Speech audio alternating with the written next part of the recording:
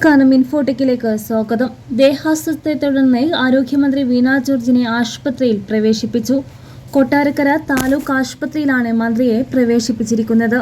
കോട്ടയത്ത് നിന്ന് തിരുവനന്തപുരത്ത് പോകുന്നതിനിടെയാണ് ശാരീരിക ബുദ്ധിമുട്ടുകൾ നേരിട്ട മന്ത്രിയെ ആശുപത്രിയിലേക്ക് മാറ്റിയത്. മന്ത്രിയുടെ ആരോഗ്യനില തൃപ്തികരമാണെന്ന് ആശുപത്രി അധികൃതർ അറിയിച്ചു. മുഖ്യമന്ത്രി വിളിച്ച അവലോകന യോഗത്തിൽ പങ്കെടുക്കാനാണ് മന്ത്രി വീണ ജോർജ് ഇന്ന് കോട്ടയത്ത് എത്തിയത്. ഇതിനിടെയാണ് മെഡിക്കൽ കോളേജിലെ കെട്ടിടം തകർന്നു വീണ് അപകടവുമുണ്ടായത്.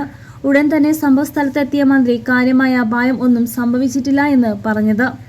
എന്നാൽ 11 മണിയോടെ കെട്ടിടം തകർന്ന ശേഷം ഉച്ചയോടെയാണ് തലയോലപ്പറമ്പ് സ്വദേശിയായ ബിന്ദുവിനെ കാണാനില്ലെന്ന വിവരം പുറത്തുവന്ന് തിരച്ചിൽ തുടങ്ങിയത്. പിന്നീട് മൃതദേഹം കണ്ടെത്തിയതോടെ മന്ത്രിക്കെതിരെ രൂക്ഷ വിമർശനം ഉയർന്നിരുന്നു.